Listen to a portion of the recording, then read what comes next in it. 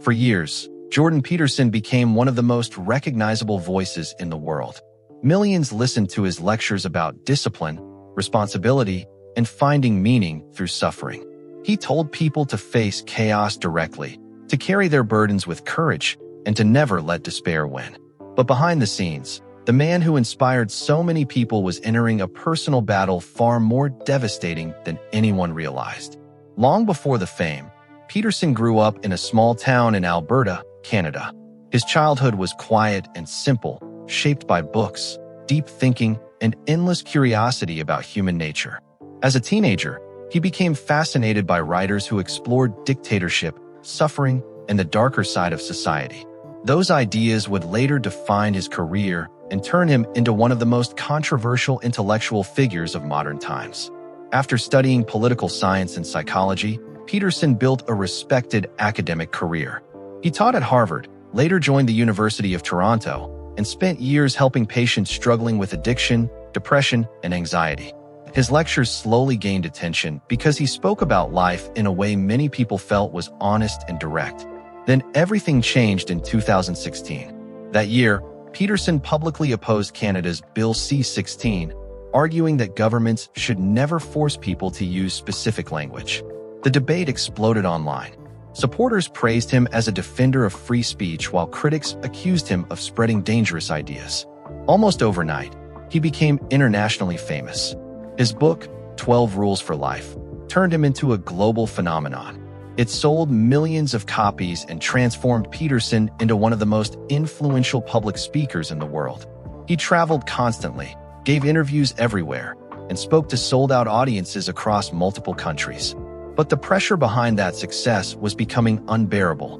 At the same time, his wife Tammy was diagnosed with a rare and aggressive cancer. Peterson was trying to hold together his family while managing worldwide fame and endless public attacks. The stress began destroying his health. Doctors prescribed him benzodiazepines to help with anxiety and physical symptoms. At first, the medication seemed harmless, but over time it led to severe dependency. When he attempted to stop taking it, his body collapsed into a terrifying withdrawal process that doctors describe as one of the most painful experiences the nervous system can endure. In 2019, Peterson disappeared from public life completely. His family later revealed that his condition had become so severe they traveled to Russia seeking emergency treatment.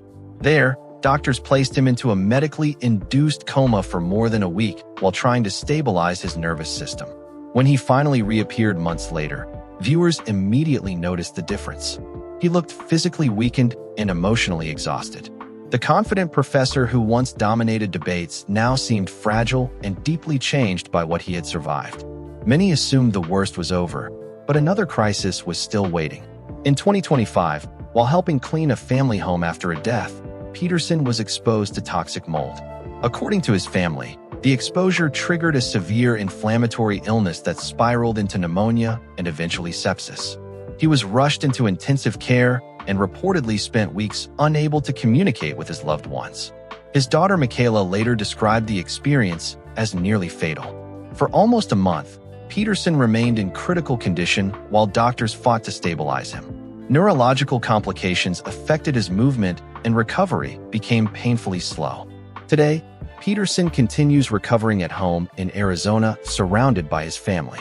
The man who once stood before massive crowds now spends much of his time in quiet rehabilitation, focusing on healing one day at a time. What makes this story so powerful is not just the tragedy itself, but the irony behind it.